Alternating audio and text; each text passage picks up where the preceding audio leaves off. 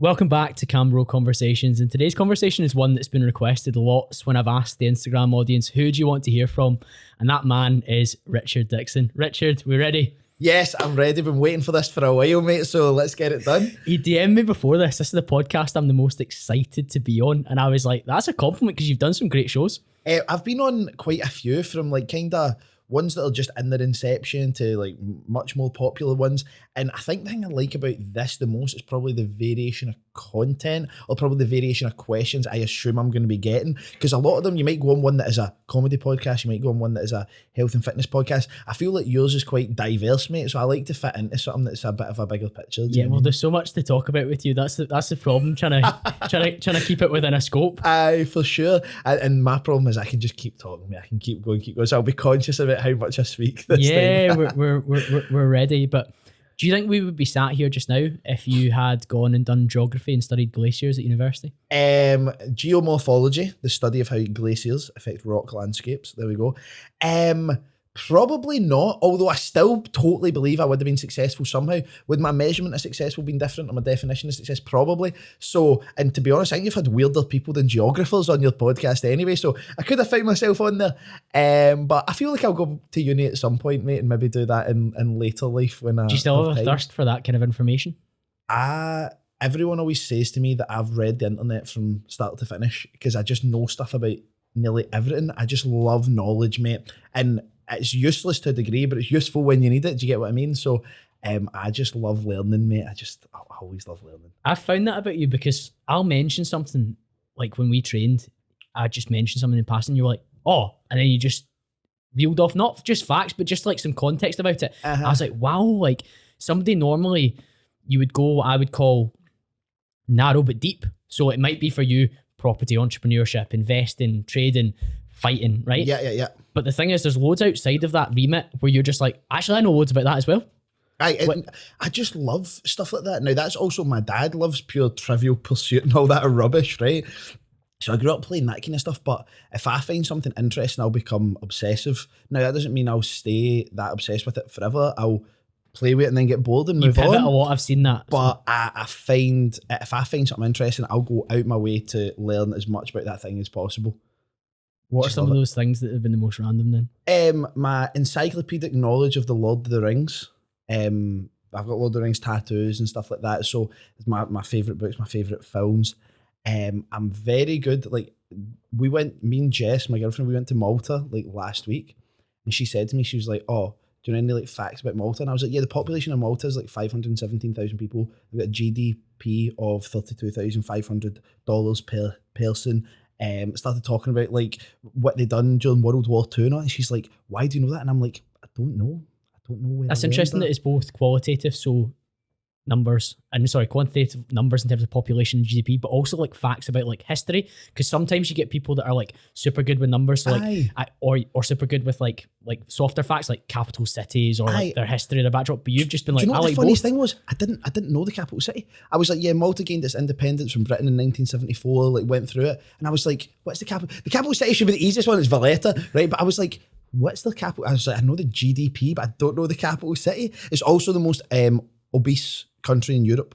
Really? Most highest percentage. I have to be working hard for that because the UK are chasing them down. Yeah, I know, and it's hilly and roasting there and all that, so they must be putting serious calories. It must be like liquid calories that happen. They must love the booze. It's boozing all the time. It's hundreds of fatties.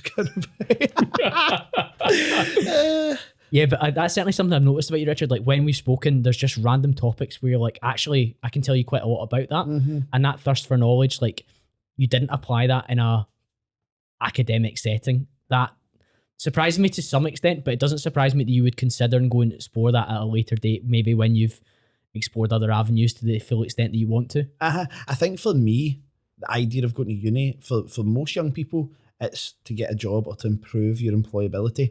I'm firstly unemployable now. I'll never be able to work again. Not that I desire to, but I'm unemployable.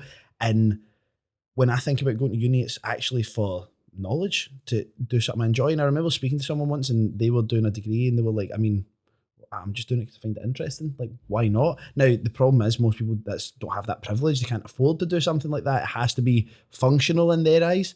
But for me, I'm just like, find stuff interesting, so I'd like to go back and it's wasted on the young. I did politics at uni, and it was completely wasted on me at 17 to 21. Yeah. Like by the end of uni, I was kind of more interested. We're doing loads of stuff on international relations and stuff like that. We're actually looking at what Russia were up to, Russia versus NATO. This was like 2013, 2014, so it was before anything that we've got at the moment. But it was all in the pipeline if you were actually paying attention. So, but it was wasted on me. Crimea and all that by that point as well. Exactly. Yeah, for sure. But it was completely wasted on me at 17, 18, 19, when I was much more interested in getting a bit of paper and get the job. So I didn't read the books for my first and second year seminars. I turned up, I'd done like the quick notes online and Googled it and stuff like that. Whereas now if I went back and it was like a focus for me, I'd probably be like the guy in the class answering all the questions from the tutor and being the mature student that all the younger students hate. And they're like, who is this dude? We just want to go out and take shots and jelly baby and that. That's what the young people want to do. But then the older ones, it's maybe their second degree or change of career or something like that. So I can see you being the annoying person in the class that knows everything. And the good thing for me is, I would say probably like 90% of the time, if someone was annoyed enough, I could still leather them. So I'd still have that on my side. I'd be like, right, sound, you're annoyed. Whack, man, shut up. We'll get on to that. So you didn't go down the academic route. What did you do post school? So I could have went to uni had I wanted to. I was doing all the UCAS rubbish and all that, but I decided to leave and do an apprenticeship. Reason being, one, my dad was an electrician, so it was going to be pretty easy to get a job. I've never done a CV or anything in my life. Like, I've never had to do that.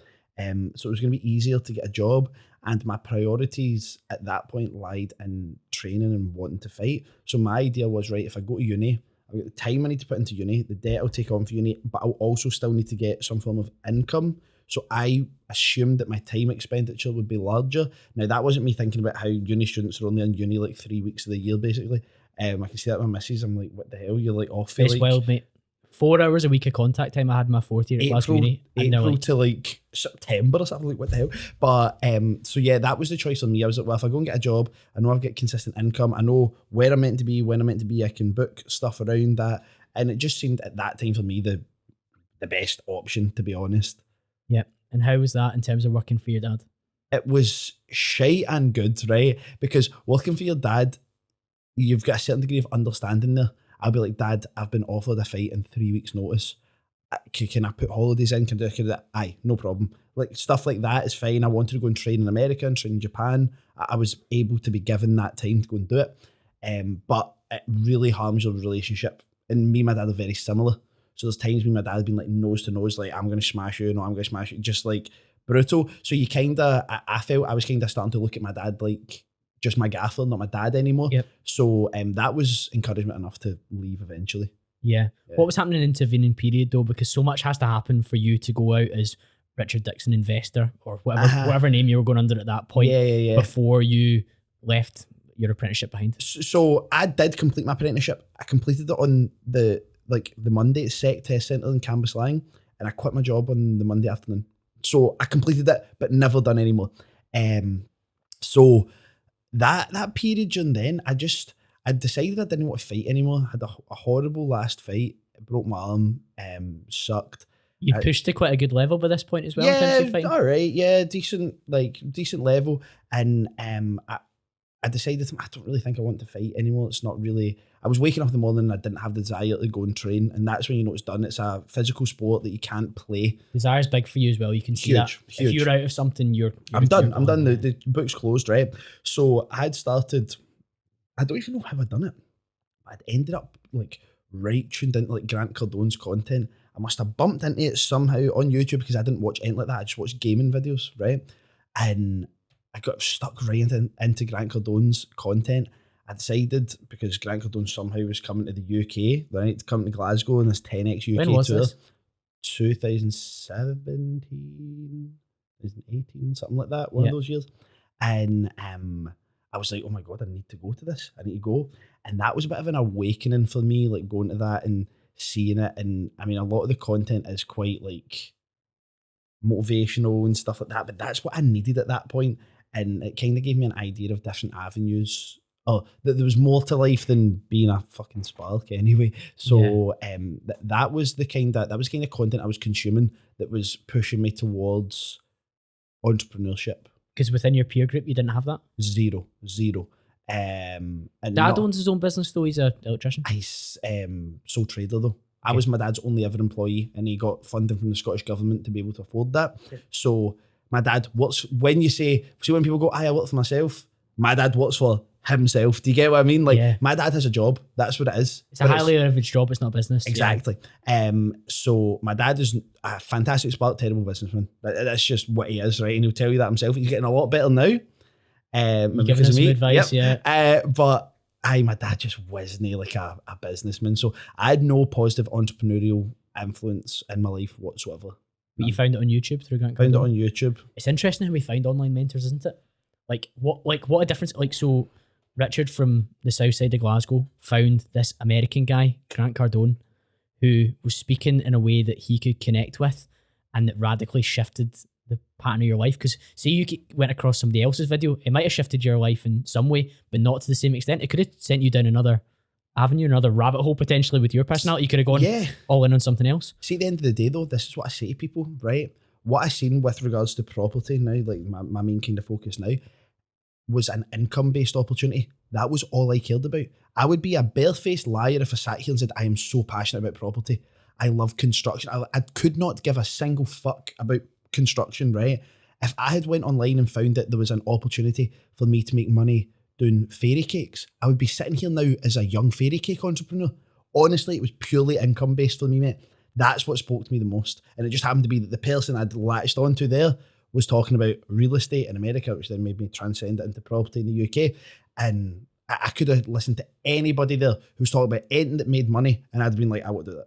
Yeah. That's just where I was. When you're tuning into this kind of content, what are your peers saying to you at college or on your apprenticeship? What did they think of Richard being a Grant Cardone fanboy? Like, the sites we worked on were pretty casual. Wasn't like ones where there was foremen cutting about and you're having to be real strict about, having boots on and helmets on, high vises. You could kind of cut about in your work trousers and trainers and stuff like that. It was boutique sites we were working on. So you were allowed your own radio. You were allowed, as long as you didn't have earphones in, you were allowed to listen. So I brought a wee Bluetooth speaker. I was just like Grant Cardone all day. There was stuff like, oh, what's happening, Richard the Millionaire, how are you, and all that. And I'm like, shut up, you fucking fat idiot. Like, just people constantly going on at you, on at you. And it's no surprise that they're still all the ones still stuck on site now. Yeah. But my peer group were kind of fine. That's what I would call it. And the reason I'd say fine is because it was just that. There was no support or negativity, which I think I kind of liked. To be honest, now that I look back on it, like the negativity would have been annoying and would have just made me argue with my mates. But I'm also glad that they weren't super supportive as in wanting to be involved, because it really allowed me just to focus on my own journey. Do you like being a lone wolf? To a degree with some stuff. I love being around certain people, but I get in particular moods or particular headspaces where I'm like, right, it's like a traffic light system. My brain has a traffic light. Green, talk to me at any point.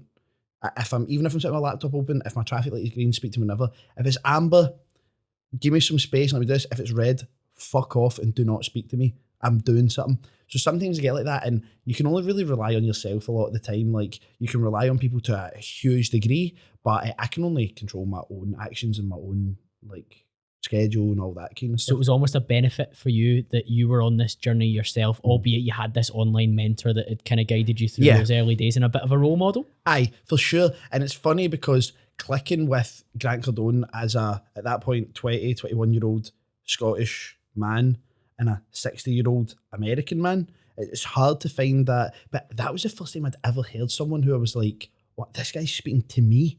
Yes, this YouTube video has 1.5 million views, but he's speaking to me. And that just meant so much to me. I felt recognised. That's what it was like. Even though he didn't know who I was and all that kind of stuff. Of course he didn't. I was watching him through a screen. But I was addicted, mate. Apart from the real estate stuff in terms of opening your eyes to the possibilities of that, what else did he say to you that you were like, this is me? It was the 10x rule. The 10x rule is massive, mate. Like, and people bam him up about it, like Mike Winnett. You know Mike Winnett is? Yeah, the entrepreneur. Yeah, a bum-chinned fucking gimp, right? I roasted him on LinkedIn after he commented one of my things, and he wouldn't like you, but no, he would hate me. But he just went on someone I know's podcast there, a woman called Ellie. I've had an introduction to him, but I've not had him on yet. Yeah, a lot of what he talks about is a load of shit. I found out a lot about him because that's what I do. I'm a pure vendetta, grudge holding, revenge seeking piece of shit. Give me the data, and I just like I was like I want to know about this guy, not because he'd like bothered me, but he didn't know who I was and just came on one of my posts attacking me. So I just made fun of his chin and that basically. So people like that roast Grant all the time, and there's some stuff Grant does that's weird. I'm no in the Church of Scientology personally, believe it or not, but it was the 10x rule and that whole principle of thinking just spoke so much to me at that Explain point. that to the uninitiated that's listening to this for the first time. The easiest way that I put it, because most people talk to me about money and about income, and they're like, what do I need to do if I want to make 100 grand in a year? And I says, you need to act like you need to make $1 million or you're going to die. That's it. Take every achievement that you're looking to fulfill and multiply it by 10. Not because that automatically means you're going to go and get the 10x result, but humans are exceptional at putting together incorrect timelines and stuff. There was never a time on site when we said a rewire was going to take 3 days that it took 3 days. Never. 3.5 days. It was 4 days. So okay, because humans are so naturally optimistic that they think everything is going to go faster, and it never does. So if you can consistently set yourself higher targets than what are required or than what you truly believe you need, you are 9 times out of 10 going to receive a better result. Yeah. It's just a much better way of thinking. It was one of the first ebooks that I listened to, the 10x rule on Audible. Unreal. I did enjoy it. I think you can graduate through his content to some extent, but when you hear that message for the first time, it's the same as a lot of people slate Gary Vaynerchuk, who's just telling you to hustle, hustle, hustle and push. Sometimes you need to hear that. And sometimes you need to be like, this can have an impact on me, particularly if you're not that way-minded to start with, or if you're like you and you have that in you, but it just needs unlocked in some particular way. That's what it is. Yeah. I think I'm a big believer that entrepreneurs are made, not born. So I think everyone to a degree has it in them. So nurture, not nature. Mm-hmm. Some people might have I don't believe in talent or natural abilities minus obvious athletic ones, right? So if you are someone who is what would it be called? A mesomorph body type, right? So if you're someone of that body type, you're naturally going to be predisposed to being stronger than someone who's an ectomorph, for example, skinny bastard like me, right? But there's no such thing as talent. There is no such thing as people being born good at something, right? If you look at the kids who grow up and end up exceptional entrepreneurs, for me, I had nothing entrepreneurial about me. I did not care about it. But you see these guys are like, from a young age, I was selling sweets and doing this and doing that. See, everyone I knew that was doing that, it's because their mum and dads were fucking skint. They're going stealing the sweeties, stealing dusties off cars, Champions, those sorts of stuff. It wasn't like, I woke up one day and went, oh my God, I'm an entrepreneur. It was the surroundings that they found themselves in that pushed them towards having to make an independent source of income prior to when you would really logically think it would be required. I do have a story that's got a slight hole in your pot here. That's fine. What about the ginger bottles? The bottles that you would take to the store? What about right? Okay, yeah, right, fine. So you were entrepreneurial there, right? A wee bit. But that was were you older by then? No, I was maybe 12. Okay, so right? you were a young hustler. So the thing is with that though, is that I've done my research. I promise you. I'd done that as an opportunity, not as a venture. I was working for my dad. So take it this way, right? I was employed technically. I was working for my dad, helping him pull cables in a cafe in Gilmore Street in Paisley. We were trying to fit, we had stripped all the old sockets out, and there was a cupboard there. So we're like, just in case that circuits went in there and there's a socket and then we'll go and strip it out. I've unlocked it with this big mortise key, and it's just been filled with ginger bottles, right? So when you think about how an entrepreneur would find an opportunity, how I find an opportunity now, it's not like that. Now, I found that opportunity and I took them all to the newsagents, got the 20 pence a bottle. Yep, and I'd done it. But I think that was me taking an opportunity like anyone does. If an employed person finds an opportunity within the business they work in or something to make more money, does that make them an entrepreneur? Or does it make them an employee with an opportunity? Yeah, you take advantage of the situation. Yeah, for sure. It was more situational than by design. Maybe I think back then that maybe it was entrepreneurial, or maybe it's financial motivation is the right word, right? It was financially motivated of me to say to my dad, Dad, can I come out and start working when I was 12? Maybe that was something that was planting the seeds. Maybe not really pointing towards what I do now or what I might even do in the future, because people are ever changing. But I wouldn't call that entrepreneurial. Yeah. Personally, I wouldn't. But it was an experience where you For demonstrated sure. some sort of like Hustle. financial and hustle. Yes, Yeah, exactly. Gary But you Vee. weren't born that way. Nah, for sure. I don't think anyone's born good at anything. Like you get two kids that are both at a very high level in a sport and one slightly higher level. If you dissect their lives and their upbringings, there is going to be a reason why that person is better. Is it because they trained harder? Maybe.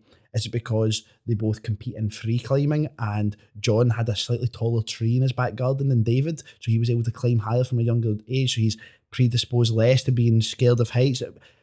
He stayed beside a quarry and he likes to climb rock landscape, but he actually was only able to climb at the climbing academy in Ibrox because he stayed in a flat. Like, there is a fucking reason for everything. Like, talent just does not exist, mate. It just doesn't. It's a strong opinion, and I can see where your perception of that comes from, definitely. I understand that when you were at college, you came across trading for the first time. Yes. What was that like? It was interesting and was great for what it was, but it's an absolutely horrible industry. Like, so bad. What were you trading? Commodities and futures at that point. The first thing I ever done was me and one of my mates was Brent oil futures, right? With no rhyme or reason, by the way. I just thought to myself, when you hear about people talking about stocks and shares and oil and this and that, and I went, oh, okay. It was a Train 212 practice account with like 50,000 fake pound in it. And we've been on like a PlayStation party, and I was like, oh, I'm going to go on this and I'm going to do this and that. So I can't even remember if I bought, I sold, I cannot remember what I'd done, but I basically used a little bit of leverage and put that fake 50 grand into something to do with Brent oil futures. Don't know what I'd done, right? So my mate was like, oh yeah, I'll copy you and we'll wake up in the morning and see what it's like, right? And the reason they give you 50 fake grand is to excite you because it can make your results look bigger. Realistically, I wouldn't have been able to put £100 in at that point. But if I put my fake 50 grand in and the next day it looked like I'd made 6 grand or something, that's what would excite me to get the bank card out, even to put the 100 quid in, you know? So I woke up the next day and it was leveled, 0. And we were in college and my mate goes, that's fucked up. Like, imagine that was like a real 50 grand. And I was like, I could not get over thinking to myself, someone in the market made that. How does that work? I lost. But someone gained. So I was on the wrong side of the thing, but someone made money there. It wasn't me, but how do I, like, it was a question that I needed answered, you know, that way. It was annoying me.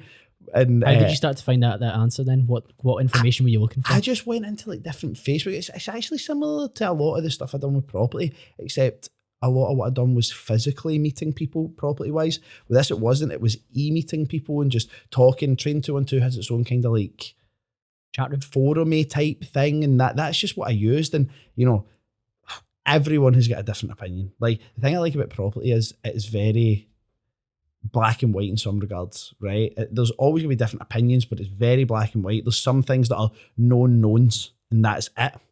With stuff like CFDs, stocks and shares, whatever it is you deal with on online financial marketplaces, there is going to be so many different opinions. Like, I mean, to a ridiculous degree, like over the smallest shit, people will have disagreements. And I still, to this day now, the more that I think back on it, I don't actually think anybody knows. I don't. Very speculative. I don't think anybody knows. I don't care if it's currencies, crypto, gold. I don't think anybody knows. You might have an inclination, you might have information from someone. Like, I'm a big believer in insider trading. I'm like, fucking go for it. You're like, on you go, make the money, man. That's cool. Yeah. But I don't think anybody can sit and truly know. I don't. Yeah, that's interesting. I cannot see how. But that was young Richard with an element of, I want to understand how this market works. Because again, it was financial again. So it lit something in your head, which is important. Because straight away you were like, somebody won, I lost. But that was 50 G's. That's an interesting amount of money to me. Yeah. Mate, £1,000 an interesting amount of money to me then. Okay. Like honestly, I say this to people, I can't describe like how skint I got in my apprenticeship. Like, I remember saying this to my girlfriend the other day, and we were talking about cars, and her first car was a Peugeot something. It was like 4.5 grand. And I was like, my first car was £400.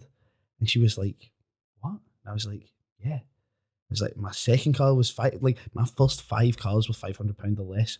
So, mate, any amount of money at that point would have been fucking interesting me. It just happened to be that Train 212 Caught your eye. 50 grand account thing, like, you know what I mean? Like, I had no financial literacy whatsoever or really understood the concept of large amounts of money. The first time I ever seen over £1,000 in my bank was the 26th of December 2016.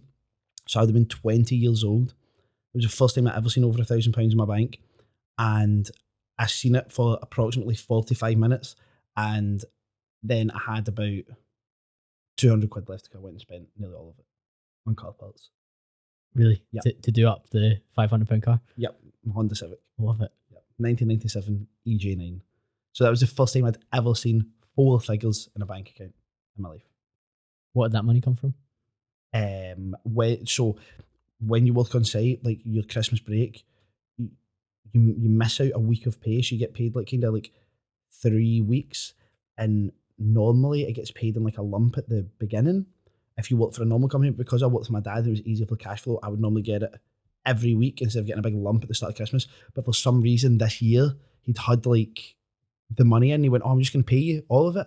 And I just went, "Oh, right, cool." So I got like maybe 3 weeks' wages In a winner, and you were like, wow. In that one go. So I think I've got my fucking foot caught in some shit. Aye, never mind. I got all 3 weeks at one go, and I maybe had 100 quid in the bank still. Yeah. So that taught me up to like, it was like, And you hit your 4 figures and your mind went, right, okay, cool. yeah, I can afford to get my car parts. That I never actually fitted, by the way. I sold the car with the parts in the boot. Oh, really? Why was that? Because I hugely overestimated my knowledge of the modern combustion engine. To be fair, see, if you spent the time learning about it, I would put money that you'd be able to do it. I could have done it, but it was a flash in the pan, very exciting thing. And then when I realised I'm actually going to need to put some time into this, I was like, nah. The return would not be worth it. Yeah. Any of my car people out there, I had a D14 Z4 engine, right? 1.4 litre single overhead cam, naturally aspirated, non-VTEC, piece of shit Honda engine. And I was trying to turbo it myself. I was trying to fit a turbo to a 1.4 shiter 1997, 135,000 miles on it. I was trying to turbo it myself. I love with it. No knowledge of mechanics whatsoever. Let's go to this Grant Cardone event. So he was coming to the UK. Yes. Why did you have to go see him? I felt like, mate, sometimes you get in situations in life where you're like, this is happening for me, not to me, right? And that's what it was like for me. I was watching all Grant stuff. I was setting alarms so that I could wake up when he was live streaming, right? On different time zones, and I could watch the Cardone Zone, and I could watch Young Hustlers, Real Estate Investing Made Simple. I could watch all this stuff, right? And that's what I was so into. I was so into it, right? And because I'm on his site all the time, he's capturing my data, he's retargeting me with like, hey, here's this 7-figure webinar and all that stuff, right? And then boom, I see this ad, Grant Cardone 10x UK tour, and I'm like, I knew he'd never been to Scotland. I knew he'd never been, right? And I was like, yeah, Grant Cardone's fucking 10x UK tour, what the hell? And it was like London, Cardiff, and Glasgow, maybe. It was only like 3 locations. And I seen it and I was like, I need to go to this. Like, I need to go. And mate, you know a different version of me. I mean, now I'm just kind of jaking now. I got a pair of TNs on. This bad boy t-shirt is like 7 years old, pre-mark, like shorts, no jewelry on, nothing, right? But loads of people who see me now are like, oh, he's got a McLaren, he's got this, he's got that. I've got nice clothes, I've got expensive clothes. Mate, I never cared about any of that stuff ever until I actually had money. It was weird. And I went, oh, what do people with money do with that stuff? So this point back then, I had no wealth thermostat. That's what I call it, is a wealth thermostat. My wealth thermostat was set very, very low. So I was like, right, okay. Now I understand the value of paying for the most expensive ticket, right? But back then I was like, what is the cheapest ticket I could get? You needed to be in the room, which at that stage is probably what... Enough. And it was £67. And I, honestly, as much as I say, I think I'd always be successful and blah, blah, blah, and I really do believe that. In terms of where I am right now, speaking to you, that £67, I would say, is the reason why I'm here. No joke. One of the best investments you ever made. The best. The single best. 100%. What happened at that event? I can hardly even remember anything that was said. You know that way? I remember walking in, right? And I bumped into a boy I knew, Adam, right? And I seen Adam there and I was like, oh, what are you here for? And this probably gets into something else that you might ask. And he says, oh, I'm here to see Paul McFadden, and I goes, who's Paul McFadden? He's like, oh mate, this Scottish property guy and all that. And I was like, man, I've never heard of him. I'm just here for Grant Cardone. And obviously me and Paul own a business together now. We're good mates and all that stuff. But I didn't know who he was. And I didn't know that Paul had actually brought Grant over to do this. It was Paul's event. He was paying Grant to do, right? And being in there and just hearing how they spoke about money. And there was different guest speakers there. The guy that won The Apprentice, Mark Wright. There was loads of different people speaking at that. And it just... I felt like I was in a room of people that understood me, and that's what excited me the most. It gave me like a real proper buzz, man. For the first time in years, the buzz you get from fighting cannot be compared. Like, interesting, because you grew up with that buzz of fighting, but this was an alternative. It was different. It can't be compared. They're not in any way comparable, but both hugely exciting. Like, I left that event and I was just, and that's what they want you to be like. They want you to leave and be jacked up and go and keep following the content, maybe buy a wee program or whatever, right? But I was just like, this is mental. Like, I can't believe this. Your eyes were also open to a Scottish role model in Paul, yes, which is probably even more relatable. Like as soon as Paul went up on the stage, right, and I bam him up all the time about this, right, but or just in general. But as soon as Paul went on the stage, I had known Grant through the internet. You knew him, though. You consumed hours of his content. It's the same way people have come up to me and been like, I love your podcast, and they feel like they know me because they've listened to 100 episodes. And the same way they follow every Instagram news story you post and somebody says hello to you in Glasgow, they do know you. They know you as well as you've shown as much as who you are. And I'm pretty open. I'm pretty transparent. So most people know everything about me, really. So you felt like you knew Grant. And then seeing Paul speaking, I was like, oh, he's for Pollock. Pollock Shields, it's down the road. And like it made it seem even more real. Because I was thinking, what am I meant to get on a plane and go and try and do real estate deals in fucking Miami? So like, what am I meant to do? And seeing Paul there made it real in Scotland. And Paul came off the stage and someone else went up, Matt or something like that. And he went up and started speaking. And it's in the Lomond Auditorium, I believe it's called, in the SEC. Holds maybe 1,000 or so people. It's just a little auditorium on the stage. And I got up in the middle, just walked right down, right to where Paul was, and was like, all right, mate.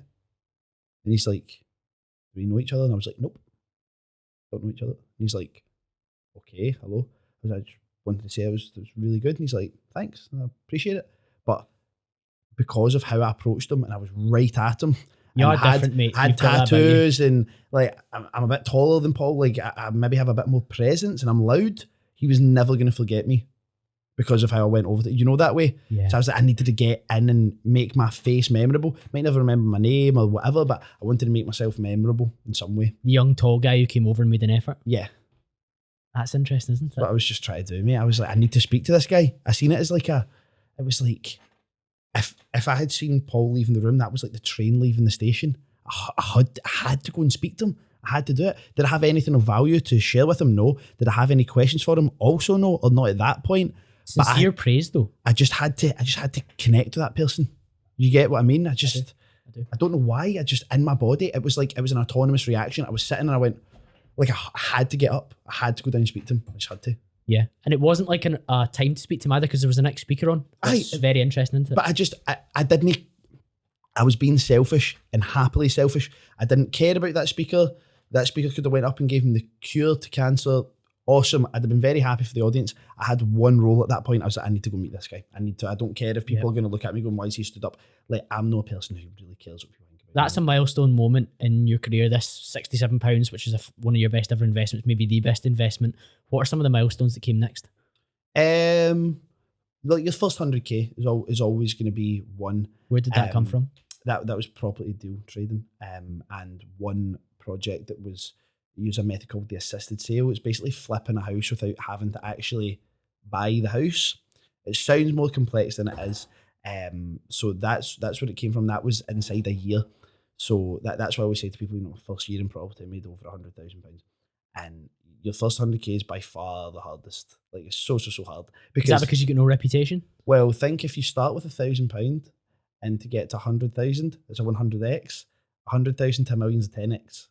So if you can 100x something, you can 10x something else. It's easier, or it should be easier.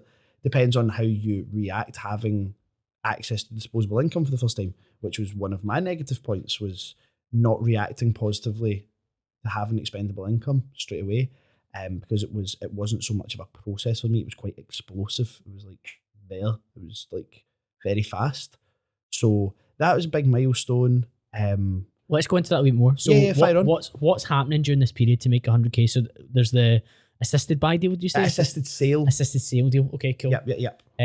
That's numbers that you've never seen before again. Never. 87% return on investment it was.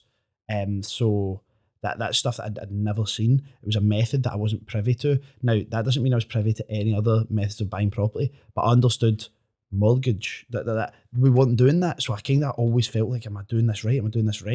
I was going and sourcing deals for investors. That's where the majority of the income came from. I was going and sourcing deals for investors. And they were backing you in terms of financially to do it? No. So yes, in some regards, but not so much. The point that I'm making just now was I would go to people and say, okay, like what kind of deal are you looking for? Oh, I want a minimum of a 2-bed flat and a G4 something postcode. And I'd like to make, after all costs, maybe £300 positive cash flow a month. And I'd be like, right, okay, I can find that for £3,000. Give me £3,000. I'll go and find it. But then I would get them to sign that I was allowed to manage the refurb. And I would go to all the boys I used to work in construction with, put together a quote. It'd be like £8,000. And I'd be like, here, mate, the refurb's £11,000. Boom, there's another £3,000 for me. Back. So I was just beefing these up. I would get people. But that's through your network and you're adding value to a transaction where 100%, somebody wouldn't want to do that themselves. 100%, because the people that I was working with weren't property buyers. They were people who were in middle management positions. They weren't entrepreneurs, because if they were entrepreneurs, they would probably invest in their own businesses first and stuff. They just wanted a turnkey, hands-off approach to investing in something that is physical and tangible. And that's what I provided for them. And that's like, it's funny because loads of people, the rise to a high income is gradual. If it's in the employment basis, you might be the guy that starts on 30 grand, then you go up to 38, you get a big boost, you go up to 50, next thing you're on 75, 100, blah, blah, blah, blah. Aye, it might be a 30-year process. Ladder, 30-year process. Like if you're a partner at KPMG, I believe you're on something like 745k a year or something like that, right? But that's like when you're like in your 50s, right? So I went from my Sparks wage, which wasn't a kick in the arse, over £1,000 a month, because I was working as little as I could to train as much as possible, or I had been, and then I'd had this period of still working as little as I could but not training. So it was meteoric. I went from almost, some months my previous yearly wage was my monthly income, and it sends you mad. How mad? Like, I'm not a bad guy. That's the thing that's my saving grace. I never drank when I was younger. Never went to like because of the house fighting parties and drank. It just made me very uncomfortable. I didn't want to disappoint my mum. That's what it was. Me and my mum were very close, and not that my mum was on my back or whatever. She never was. But I just was like, I understand that that's not for me. So I'm still not a big drinker to this day. When I go to drink, I rip the arse clean out it, but I don't drink often. So at this point, I was just like, I was doing stupid stuff. Like, I would invite 15 of my mates on a night out, and I would just pay for everything. Everything. Like, mate, do you know how hard it is to spend £3,000 a night in Bamboo? Do you know how hard that is? Yeah. It's fucking hard, mate. Yeah, it's a shithole. It's hard, right?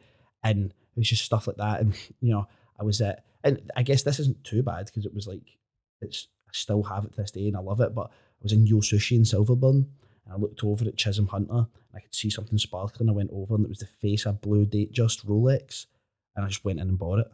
First watch I ever bought. Many saw a Ben Sherman one I got with an aftershave set when I was like 7, right? I love it. But you go with your Ben Sherman jumper. Yeah, exactly. It was the first ever watch I'd bought, and like just stuff like that, just having that expendable income, because I'm like, oh, it's gonna come next month. I'm gonna do another deal. I'll get more money next month. It's cool. So you're just spending money like mad.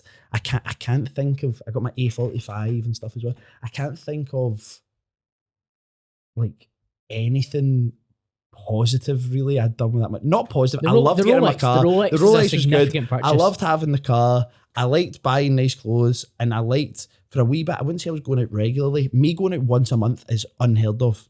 But that's what I was doing. I was having these blowouts, man, just like crazy. Still staying at home, so I'm not having to worry about Yep. paying for my own house, yeah, and So your relationship with money at that point was very much easy come, easy go. yes. Like, let's get it out Oh there. yeah, I went and I just, when I was young in Pollock Shields, there was a boy who stayed in our block of flats who, I don't know if they were real or fake or whatever, but he had a pair of Prada America cups, and for some reason in my head, mentally, they've always been synonymous with success, financial success to me. I don't know why. So I was just going buying Prada America cups, mate. Just buying like Prada America, because I was like, that means success to me. I had so many boxes to tick for like young me. Do you get what I mean? Like I was fulfilling so much shite that I just thought was like, oh, I wanted to do that when I was wee. I wanted that when I was wee. I wanted to do that. I've always wanted a fast car. I got my A45, one of the best cars I ever owned, man. Like, such a good motor. But it's just funny, mate. Like when you think about how ridiculous, like I could have made that money go so far, but I had to get that out of my system. I had to. I've heard you say this before. You're glad it happened at that stage? 100%. See, if it happened now, by the way, I spend a lot of money. I spend a huge amount of money to most people, right? But my income is far higher now. I'm better at tracking my money and having an idea of what I'm doing with it. Before then, it was like, I wasn't caring. I was just like, imagine I had that attitude now, so much more to lose. So many people, more people relying on me. It's not, Yeah, being it's far, too risky, far higher man. risk. Too risky, mate. It's really interesting. It's really interesting. But 100 grand in your first year is obviously great for your marketability. Huge. But a lot of people were putting their faith in you to get to that 100 grand. 100%. What do you think meant, what was attracting people to use Richard Dickson rather than whoever else was offering the services? I went through, because I don't do anything, I didn't invent anything. I do something that thousands of other people do. But I went through a phase right at the start when I first started using LinkedIn and all that to try and connect with professionals, of trying to be prim and proper, of having a shirt and a tie on in my fucking photo. Like, imagine seeing that now. People would like piss themselves laughing. Why is Richard Dickson with a shirt Unless and you tie? were like a wedding. Who died? Yeah. Do you know what I mean? Like, that's what they'd be thinking. And I just went, nah, that's not me. And I started to deliberately, like I do now, polarize my audience, be very much me, show my tattoos, swear, not really care. And what it done was it took an audience that will look well to me. I'd maybe work with him, I'd maybe work with him, and it split it down the middle. I absolutely hate him. He's a complete pain in the arse. I would never do business with him. I really like that he doesn't give a fuck. I'd love to do business with him. So it took, people go, aye, but you've cut off so many people. I was like, well, they will look well anyway. They didn't know if they wanted to work with Tire me. kickers, so time wasters. They didn't like, and if they got to know the real me, and I like to build transparent relationships with my clients, they wouldn't have liked me anyway. They stayed for maybe one deal and then left. So that's what I tried to do, was get people polarized and almost not even cared about the deal. As long as it ticked the boxes, they wanted to be working with me because there was something interesting about me. There is something magnetic about you, to be fair, or polarizing.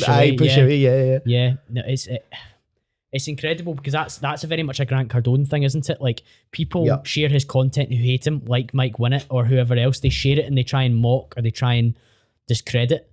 But then he's got his loyal followers who absolutely love him. They spend money in his courses, they spend money in his events, they're invested in him. So you've done the exact same, where you've got this group of people who are like, don't want to touch him with a barge pole, can't deal with him. And then you've got this group who are like, Richard, he's my man. I get him more than I get the 99% of other investment managers or like property guys that aren't talking my language. Whereas you're like, I'm going to talk your language. But the thing is about you, once you get underneath the big shouty, loudy, like engaging personality, you start talking a good game straight away, and you start talking actually, like, you know, you've got the encyclopedic knowledge that you unveil. See, the thing is, see if you try and put yourself out there as much in the way that I do, and you can't actually talk the game, you are gonna get eaten alive. Like, I can get away with acting the way I act because I know what I do. Because you flip between that, and then when it's time to get to business, it just goes. Of course. Like, it goes back to that traffic light system in your head as well. Like, it draws back to that. Like, I like to mix business and pleasure and have a laugh whilst I'm working, but sometimes I understand there's shut the door, lock the door, don't speak to me. I'm going to be in here for 6-7 hours. Unless you're bringing me something that's edible or drinkable, just shut up and get away. In those early stages, were there any deals that you got a bit of a shock that gave you a lesson? Oh, wow, yeah. Shat my arse on one. What happened? So, an old nunnery in Newlands, someone had came forward to me. Let me remember how it came to me. It was a guy who owned St Roch's Juniors, who I had met through an ex-director of Rangers Football Club. It was one of your first deals. I remember you telling me that. Yeah. My Rangers connection got me interested straight away. Yeah, there we go. So I had met this guy, his name was Stephen, and they had some connection with the Archdiocese of Scotland, like the Catholic Church, and were dealing with the Catholic Church reducing the exposure in property. So they owned a lot of the nunneries, they owned a lot of land and stuff like that they were looking to sell off. So this nunnery in Newlands is being sold. Excellent development opportunity. It could either be converted or it could be flattened. There was the biggest issue we had on that was trying to determine how young the youngest corpse was in the grounds to see if you were actually legally allowed to dig it up. So basically, I was miles out my depth in this. I'd never looked at. It was my first year in property. Never mind knowing about development, nothing. So straight away, I get this opportunity, and I just start saying, "Yeah, I can deal with that." Blah blah blah. Blah. I don't have a fucking clue. So I go to Paul McFadden. Paul puts me in contact with another guy, one of his friends, who I was going to partner with, and I was basically just going to negotiate, and it was going to be his company in the background and all that kind of stuff. And it was working fine, and we were organising meetings. Oh, we'll meet at this cafe. Can you get this paperwork signed? And say it was you that was meant to come and sign the paperwork, but John would come instead. Oh, Colin's not available today. Is there anything I can help with? No, we need Colin's signature. What was the paperwork for? What was the? It's an exclusivity agreement. Okay, cool. There's more to it than that. It's very expansive, but essentially to say that you're the man that's going to. Yes, it's an option agreement, so nobody else can buy it if our option is live. Yeah. Right. So eventually we get this guy, and everything gets signed. Right. And I'm like, oh, okay, awesome. I got to my car and I flick through it, and there's like one signature missing. I'm like, ah, shit, that doesn't really look as bad. It really matters. It's whatever, right? All the rest of it's signed anyway. So I give that to Paul's friend, and we put an offer in of 895,000, and they were like, yeah, that sounds great. And we're like, right, okay, well, we need to organise some paperwork and blah, blah, blah, blah. Let's sit down. And the same thing started happening. Someone wasn't turning up, and then it was 4 guys coming and only 3 came. Oh, sorry, couldn't you make it? And you just couldn't get anything done. And then one day I was driving through Newlands for whatever reason. I can't even remember where I was going. But I was driving, like, once you come through Newlands and then you get up, going up the hill to Battlefield, to where the church on the hill is, that's where I'd got to. And it was like site acquired by Avant Homes. And I was like, what? And I was like, phone Paul's friend, who's also called Paul. Paul, what the hell is this? He was like, do I have a clue? Because he's not Avant Homes, just for clarity. And he's like, no, that's nothing to do with me. I phoned that guy. Oh, they made us a good offer, and sorry, it's only business, and blah blah blah. And I was like, but what about that agreement? They'd missed that signature deliberately, right? Couldn't stand up. Yeah, wouldn't stand up. So I was your 26 grand in fees, right, from that one day. I was faking the whole thing. I had no idea what I was talking about. I was getting questions and asking that guy, what's the answer to this question? Great education I got during that process, by the way. And do you know what the most annoying thing was? They accepted an offer of 1.05 million, and we had the capacity to go to 1.3. So we could have, if they came to us and were transparent. Dealing in bad faith, that was it. There was cloak and dagger, so they didn't know the potential upside that was available, and you guys were maybe not willing to tell them that either, because it was dodgy dealings. They were putting up barriers. They were coming and they were showing up. If they had said to us, look, someone here around about the million mark, we'd have maybe went, okay, 1,000,001, see what they would do.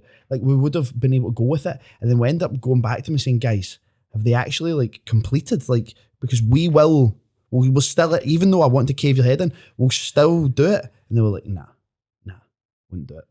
So that was a huge education to me, to make sure everything is signed, everything, because that one signature cost me 26 grand. Dot the I's, cross the T's.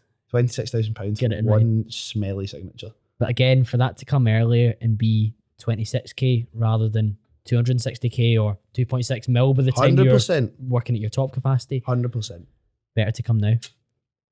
For sure, but that was like an eye-opener to me. And it was the harsh reality that business isn't always nice. Yep. That I needed to learn at some point. Were you naive at that point, do you feel? 100%. I'm probably still naive in many regards in my life. I accept that. I don't see naivety as an opportunity to learn. Is it embarrassing or can cost you money, can frustrate you? Aye, but I like to think I know everything about everything, but there's lessons in any regard that I can get value from, for sure, mate. Agreed.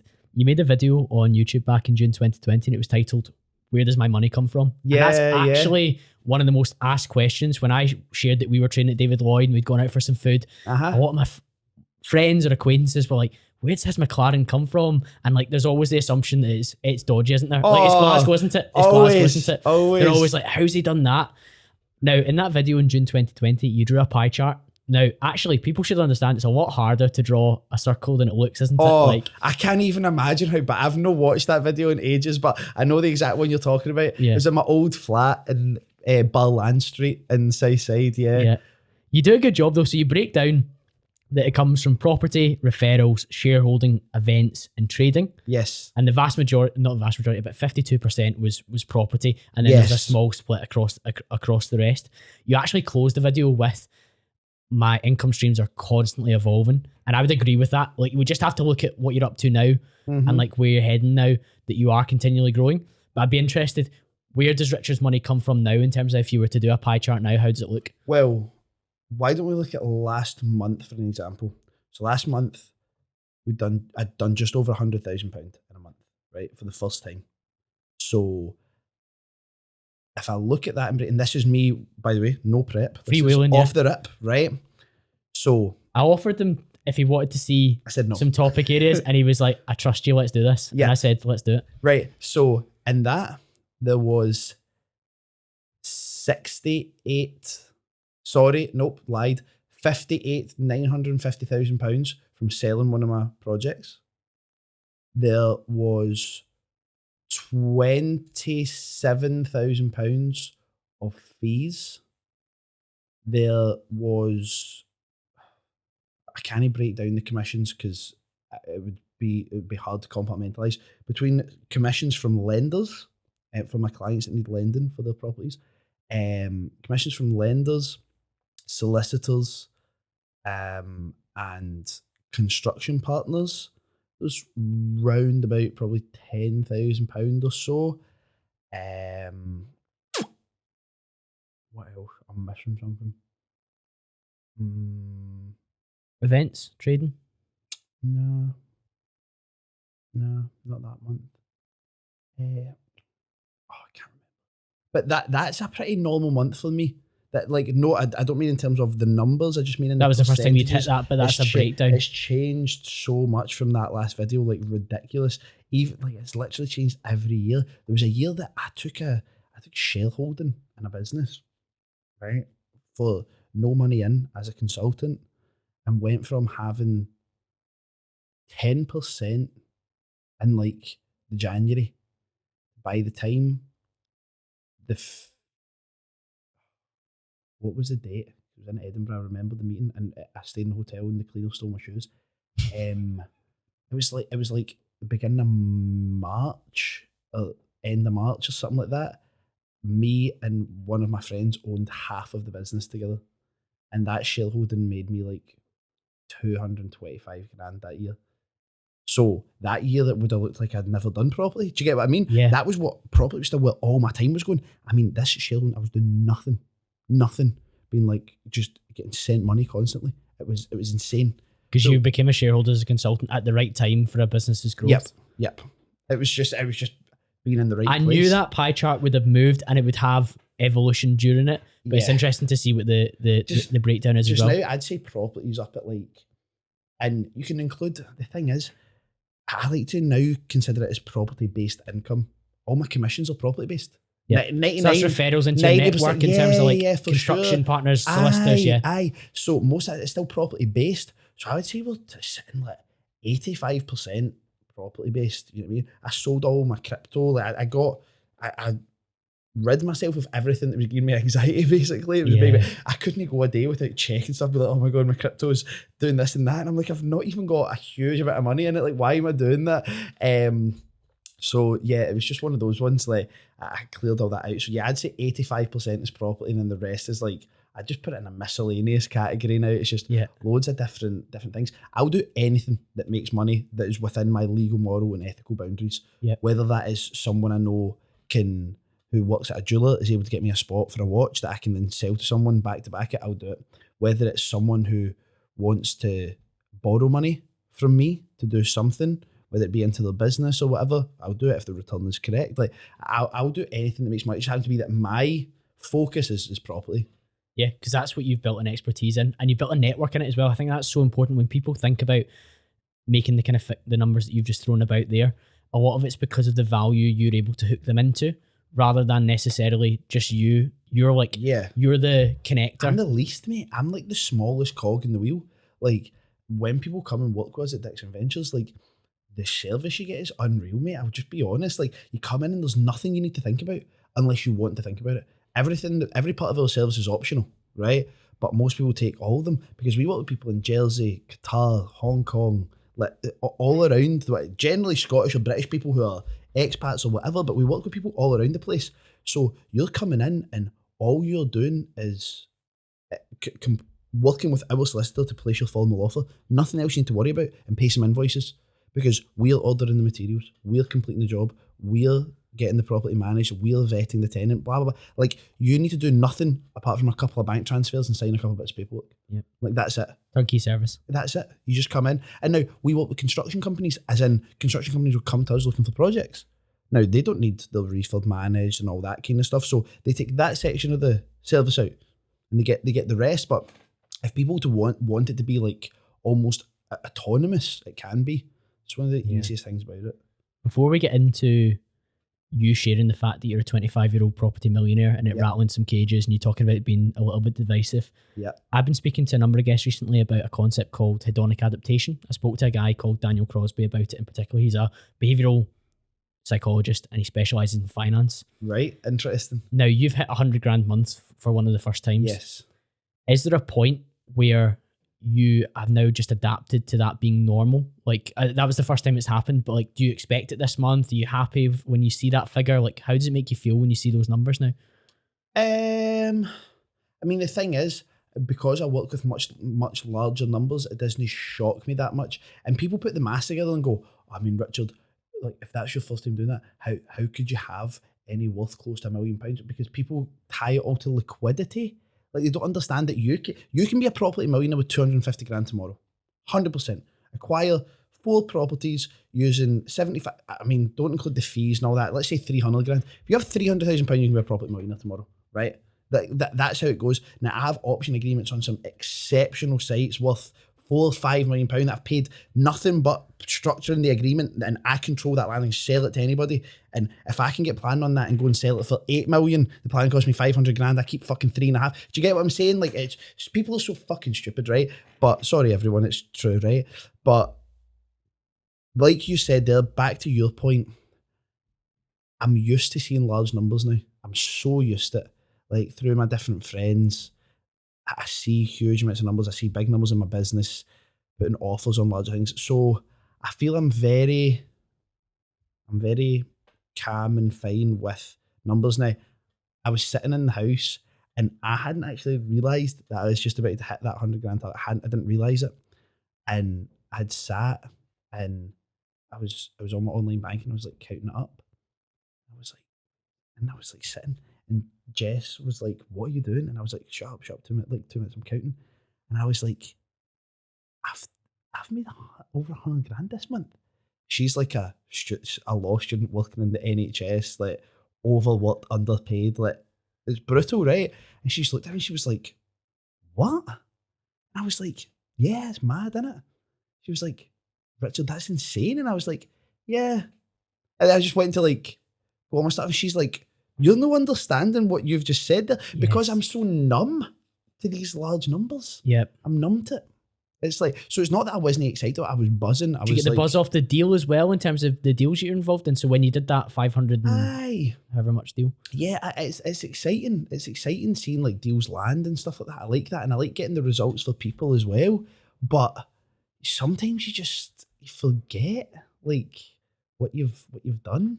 The other kind of string to hedonic adaptation is around your purchasing. And this really interests me when it comes to you. So like, so the McLaren, was that a dream car growing up that you always wanted to tick off? Like, when will you be maybe happy with the car that you buy?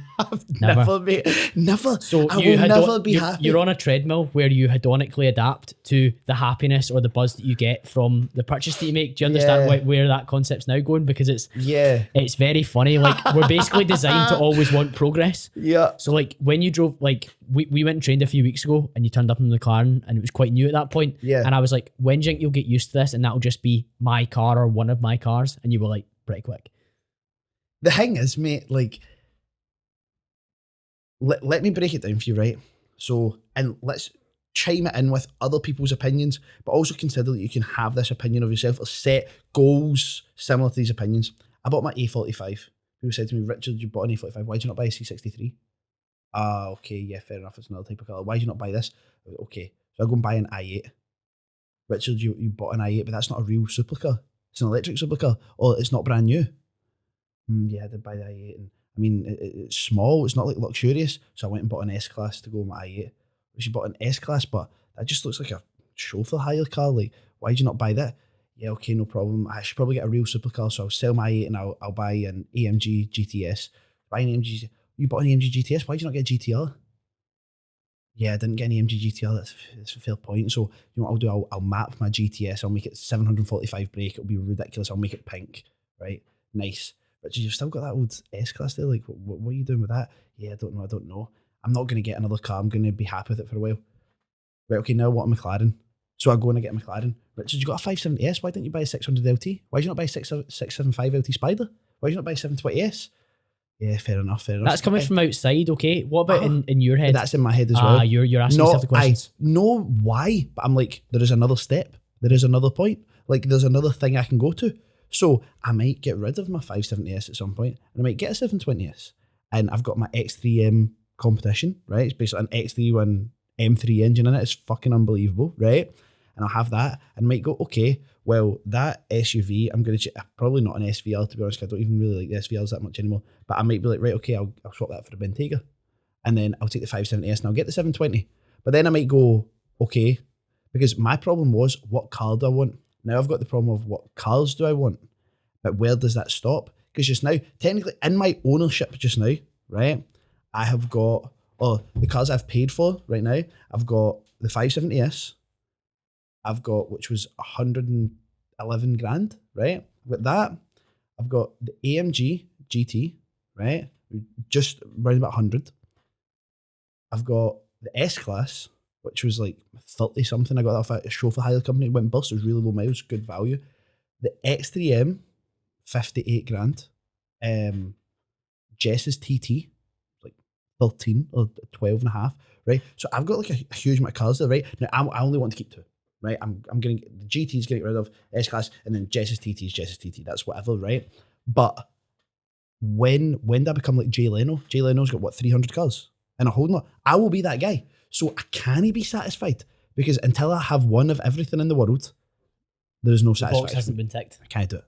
Can't do it. Now that makes it hard, because you struggle to stop and appreciate. You struggle to stop and actually go. I find it hard to sit back and go, fuck, I'm 25 and I've done this. That's mental. Do you ever pause for reflection? Not consciously. Not conscious. I never stop and make myself do it. But I'll have moments where I'll just be like driving somewhere and something will pop out of my head and I'll be like, fuck. Life's so different now. Or people will say stuff, people will remind me of stuff I've done in the past. Like, just people will just, or I'll think about paths that people I know and was associated with have went down. Like one of my closest friends growing up, probably I would say out with my family, the person I spent the most number of days with was a guy called Daniel, and we were so close whole way through primary school, and then into secondary school we kind of split into different groups. We were always good friends, and he died last year, and I lived on Maxwell Oval and he lived on McCulloch Street. There was about 300 metres between our front doors, and really there was no huge differences. The one big difference I would say is probably that he was in a single parent household and I was in a 2-parent household, but I get that sometimes. Like, so for example, the other day I was doing my washing. That was a lie. I was organising my washing for Claire to do the. You're using Claire as well now, aren't you? We're talking, yeah. Yes, we'll nice, right? Good. So Claire, who's my cleaner, right? And there was a pair of suit trousers there, and I was like, fuck, I'll put them away, and I folded them over my arm, and this little thing fell out, and there was a little poem and a photo from Daniel's funeral last year. That makes me reflect. Just stop and I look at that and go, fuck, like someone from the same area as me, the same prospects and all that kind of stuff, and they're dead and I'm not. And I'm doing this and this is where they're at. Yeah. Like my cousin Abby, she died of an overdose 3 years ago, and it makes you stop. And I'm like, that's my blood, that's my family. Why? Not why as in like why, but I'm like, why am I alive? Why am I fine?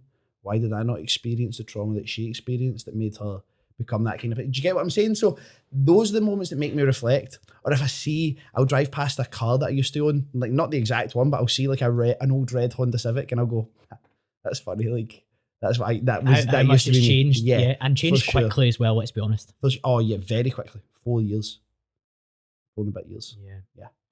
It's interesting that you say like you'll never quite be content, but I really hope that you're taking time along the way to recognise the happiness and the relative freedom that you've bought for yourself.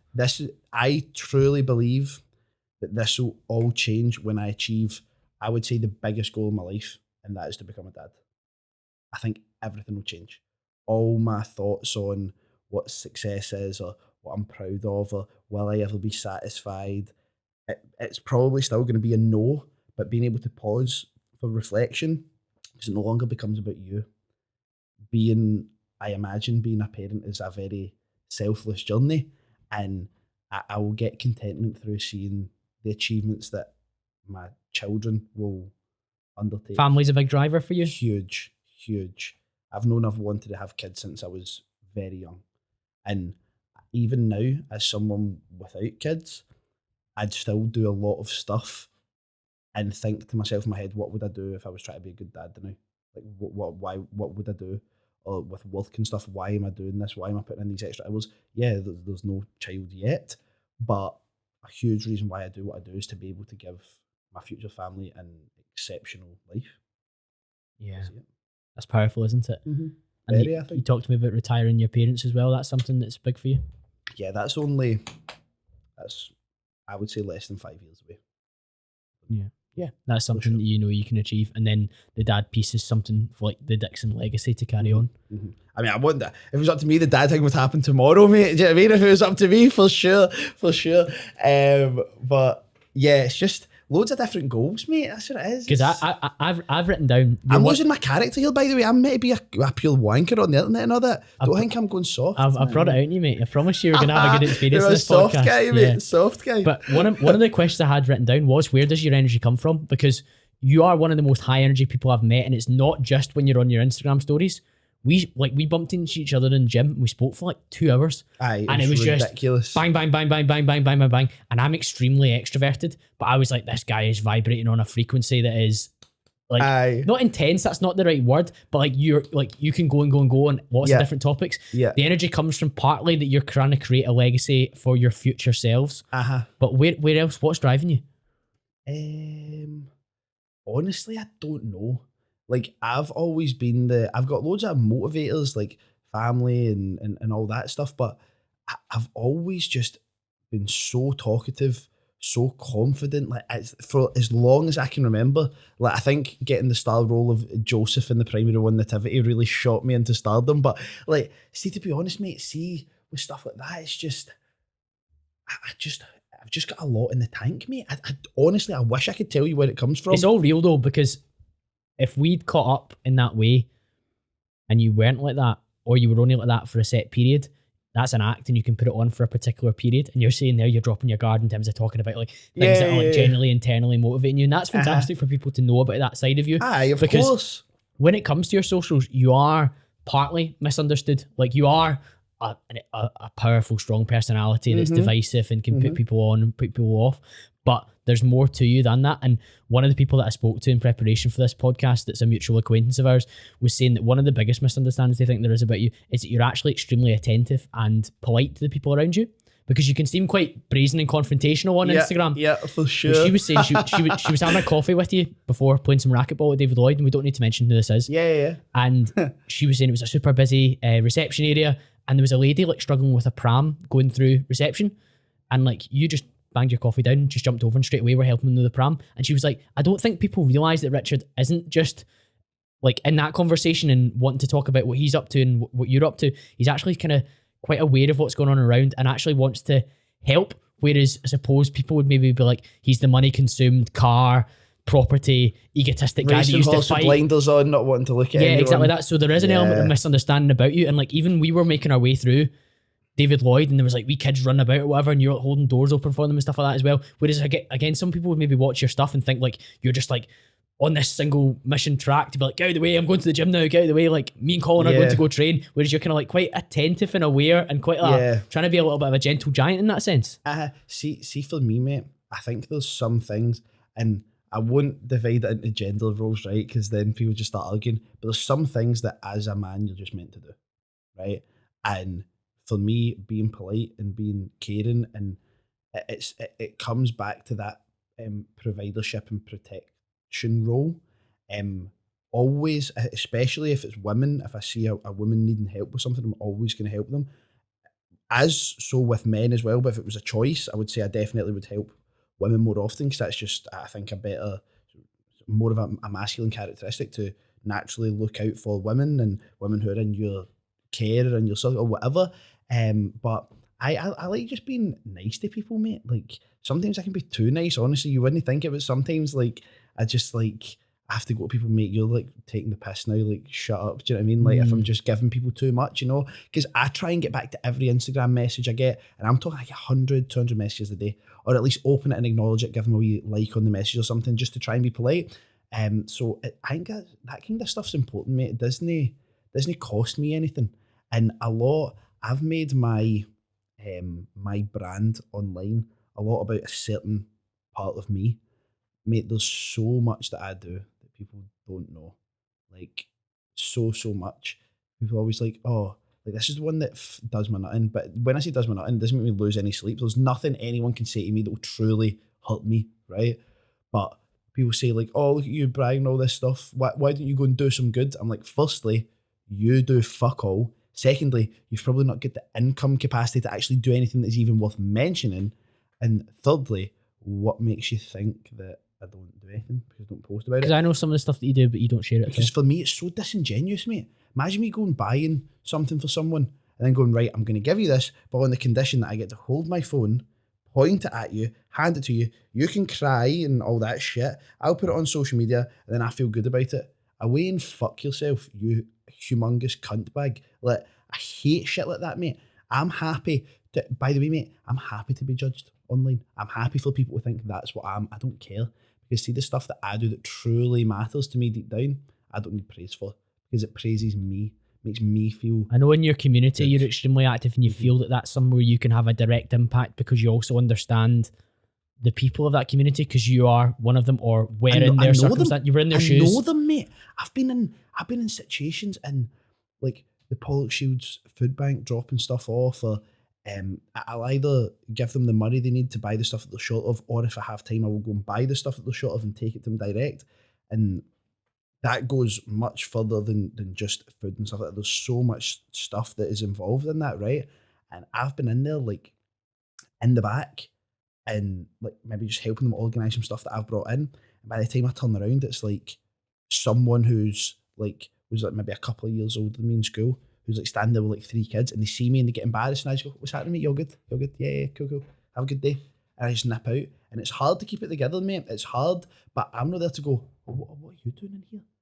What's wrong? What's happened? Like, people need support and all that, but in that environment, that's not what they require. What they require is food. And that's very fucking scary to think about, mate. Very scary that we live in the first world and that still happens. So all the people out there say, oh, why don't you do this? Why don't you do that? I do plenty of shit. Because it's one of the things I've seen on your content is like you've posted the car and they're like, why didn't you spend that on charity or helping somebody or something like that? And I find that so objectionable, because if you were such a virtuous person, why don't they align their income away from things that they would buy to help and have an impact? It's very interesting because you're at a level of wealth, they assume that a portion of it should go towards something that they know nothing about or they haven't contributed actively to either. It's ridiculous, mate. It's just, the thing is, mate, you cannot make a difference to anything in this world unless you are the Dalai Lama or the Pope or something, right? There is nothing you can make a major difference to in this world without expendable income. You want to go to space, you need a lot of money. You want to change the world in any way, you want to end world hunger, you need a lot of money.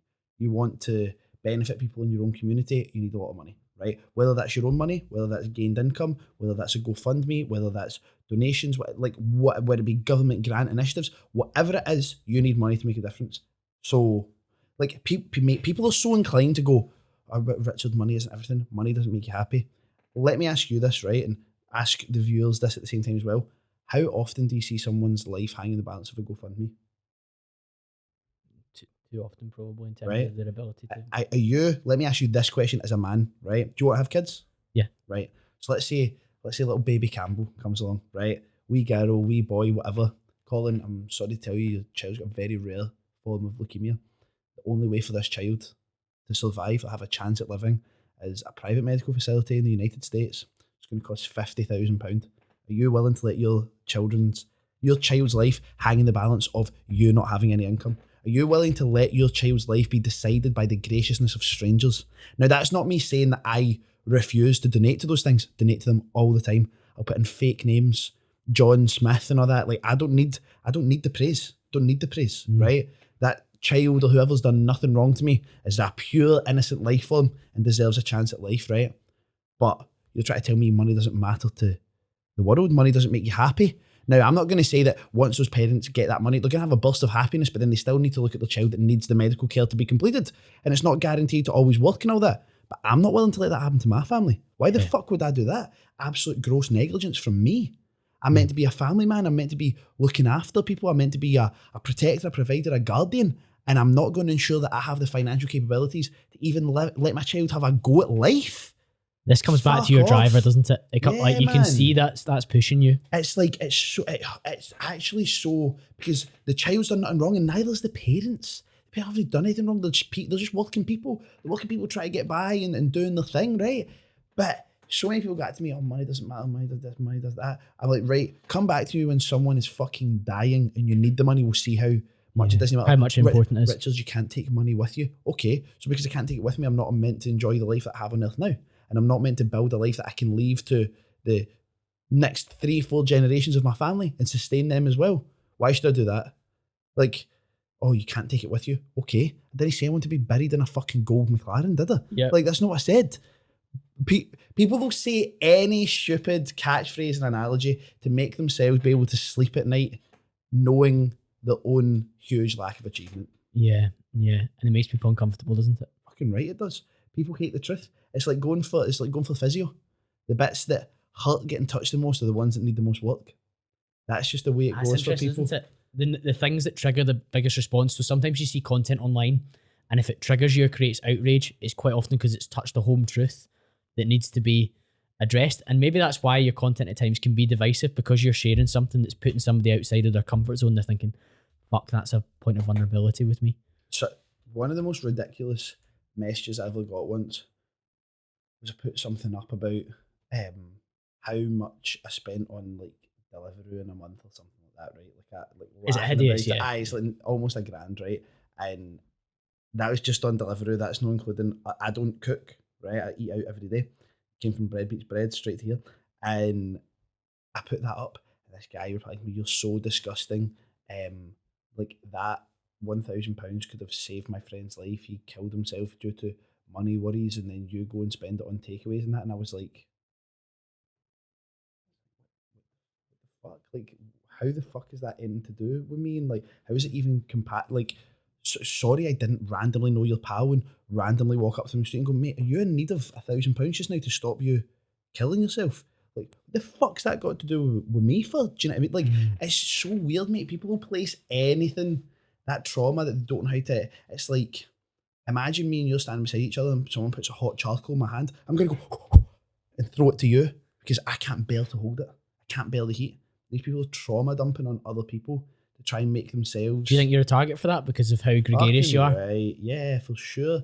Some of this shit here, like Your that. shoulders are broad enough to take it, though, aren't they? Oh, for sure. Like, mate, it doesn't bother me. It's actually sad for the people. I'm like, fucking hell, mate. That's like a shame that How many happened to your mate or whatever.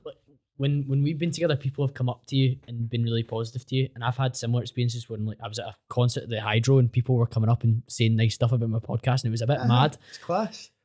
But how many people have come up and said something negative to you? Nobody. Nearly nobody, right? So you'll get... If somebody's had a drink, I think it's different, but I don't go to nightclubs a lot, so I haven't had that. So I've had a handful of situations in nightclubs, but I'm very much... You'll get what I mean by this, because I think me and you share a lot of the same toxically masculine principles that are not toxically masculine. They are men acting as men. When I'm... The reason I don't get into... I'm not worried about getting problems in nights out is that every person that I surround myself with is someone I know is willing to go for it if it happens, right? Now, I don't seek violence, don't want violence, it's not a good thing. But I know that if I'm sitting and someone glasses me in a club, my mates are none of the guys that go, oh, can I have a phone for the police? Richard, are you okay? That was very bad. That guy's getting his head caved in, mate. Like, I have friends that are like, if something happens, you just deal with it. Do you know what I mean? So it doesn't really often happen. I just like being with mates that I'm like, I can trust you. Like, you're someone that I could... The way I see it is if I had to go away for 4, 5, 6 hours overnight, whatever it may be, if I feel comfortable handing you my baby, I can have you in my circle. And all my friends are like that. I don't have any shitebag friends, no... That are morally suspect or people weak. that would be like, that wouldn't be there if you were like getting leathered, basically. So I don't have too much anxiety when I go out, because I'm like, that's not me saying my friends are like all psychos or whatever. I just know the men's men. Do you know what I mean? I like that. Yeah. Loads of ex-fighters and stuff like that. That's what I like being around, because it's like my circle. But yeah, nobody really ever gets right. You get people shouting, oh, is that motor a rental? No, but that's generally probably not people that know me. Probably see a nice car and go, oh, that guy's probably rented it. It's also Glasgow as well. We shift between two things where people are kind of a bit uncomfortable, like tall poppy syndrome. So see if you grow the tallest in the field, people are like, oh, it's a bit uncomfortable. Let's chop him back down to the level that we're at. Yeah, that's what it is, mate. I mean, I get negative stuff said to me online all the time, but nobody's ever came up to me and been like, actually, see you, I think you're a prick, you're disingenuous, blah, blah, blah, blah. People say to me all the time, oh, Richard, if I see you, I'm going to leather you and that. I haven't yet to be leathered, mate. So yeah. I also think if they met you, they'd be surprised in terms of some of the stuff, because you're not going to be brazen. Like if they come with confrontational energy, you would bring that back. Oh, but if they came and said hello to you, they'd probably be like, oh, he's actually really friendly and really sound and approachable. Sometimes people say, mate, you're really no like what I expected. Well, when we started speaking, I was like this guy is actually spot on. He's very, very switched on. Yeah. And he's very much on a level that we can actually communicate properly. Yeah, exactly that. And I think people don't expect that, because see, if you always came with confrontation, I think you are tireless and you're relentless, but I think if you spent too much time on that, it would detract from other things as well. Aye, for sure. I'd agree. You recently got some heat for posting a photo of your car as well, which I find bizarre, because you're posting it from an area of trying to motivate and inspire, and the vast majority of people that talk to you and reply to you are saying, Richard, you're motivating me as a young guy from Glasgow, working class background, whatever. Kids coming up to me all the time, like, Jess thinks it's hilarious, and people like every day, people like, can I get a photo with you, bro? Like, blah, blah, blah, like stuff like that. And I'm like, this is so funny. Like, I'm not... And you don't have hundreds of thousands of followers, so the impact across the number that are following is very high, which I think is interesting. I've got like 23k on Instagram, 55k on TikTok. Like, I've not got anything. I've probably got a total following across every single thing. I could drag together about 100,000 people, but a lot of them will be the same people on every platform. Do you get what I'm saying? So like, I look at that and I'm like, wow, imagine what it must be like to actually be one of these people with 1 million followers. So that's fucking, mate, he can't even move now, that guy, the top striker. But it's hard, mate. Like, people go like, oh, but Richard, there's people struggling out there, and you flaunt all this stuff, and that could, like, I'm not forcing anyone to follow me. I'm not holding you and go, look at me on Instagram, feel shite about your life. If you follow me and it makes you feel shite, unfollow me. I'm not going to take it. Do what is right for you that makes you feel better. But I'm not gonna decrease the size of my flame to make your small flame look bigger. Yeah. I'm going to keep burning and try and set other shit on fire. Yeah, because if you are setting like the guys that come to the Yes events, for example, Yeah. if you set their flame on fire and push them on to do better things, like that's a noble cause. In the same way that you're talking about putting forward a legacy for the Dickson family, if you help inspire somebody else or teach them a little bit more about property so they can become financially free as well, that's a pretty good legacy to leave. It's huge, mate, and I think people don't see that. They don't see that bit, mate. It's like that's the thing that confuses me so much. Like, you see the way, like, do you see that guy yesterday that commented on my thing and I made that video about saying I was going to uppercut about his boat shoes, right? That's me, like, having a laugh with people, right? Like, I don't go about uppercutting random folk, but obviously if the guy came up to me in the street and, like, punched me, I would leather him, right?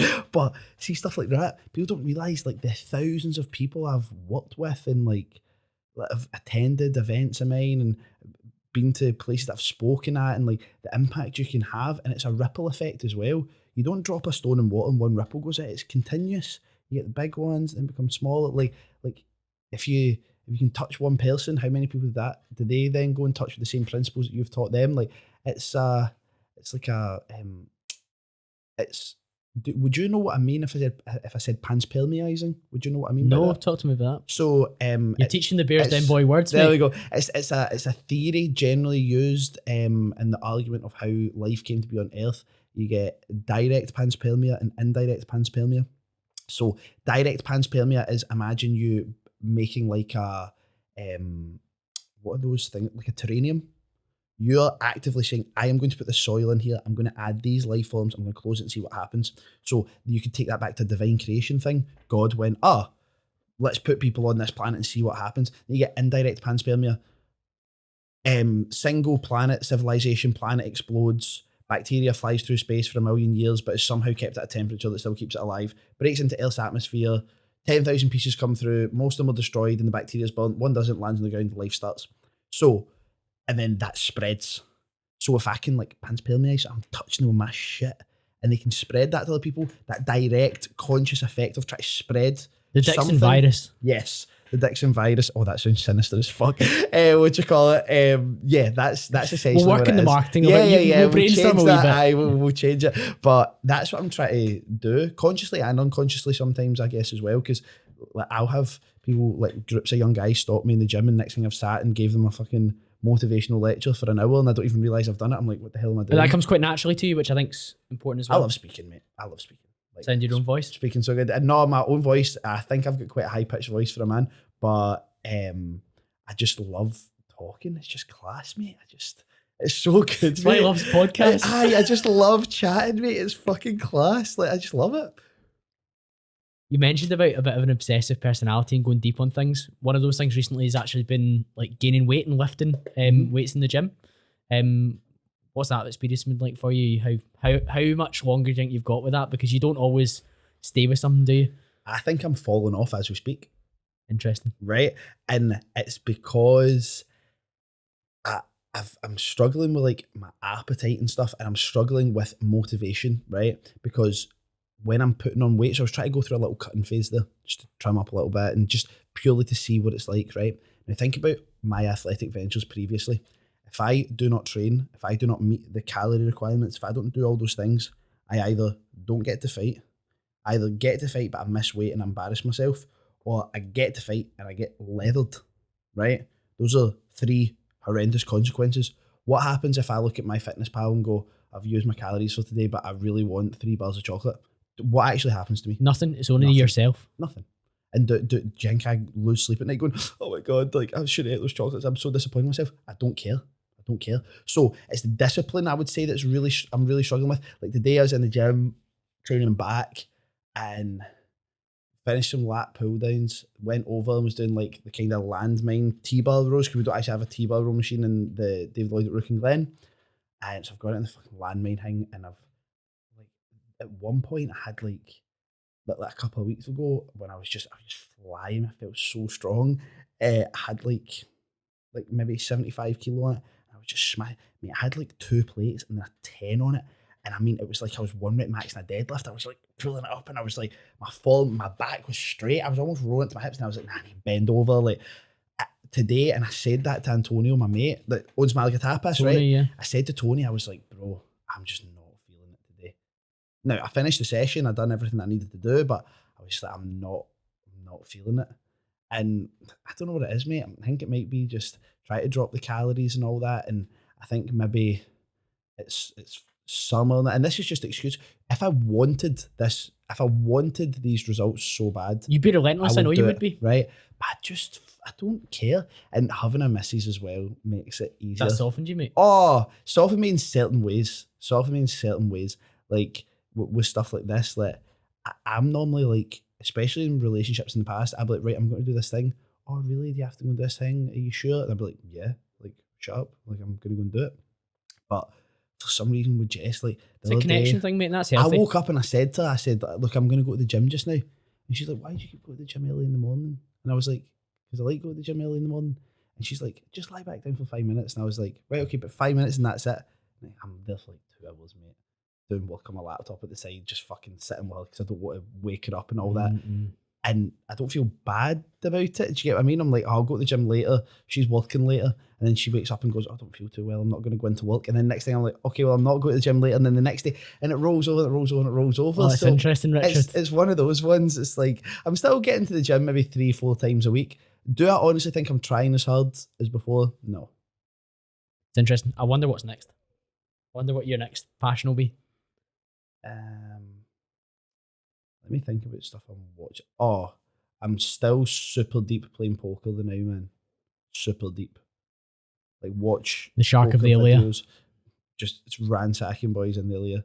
And there was a mad old guy from like Canada who was there like the other week, and I actually think I took all his spending money for his trip to Scotland off him. I was like, back up the road, see you later.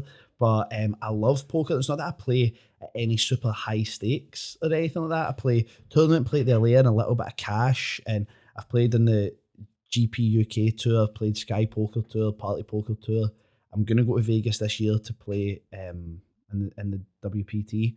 But I mean, you're playing, there's like 15,000 people. Like, just because you're playing, anyone could play in the WPT as long as they have the fucking entry fee. Do you get what I'm saying? So I'm doing that because I love the stats. I love reading people.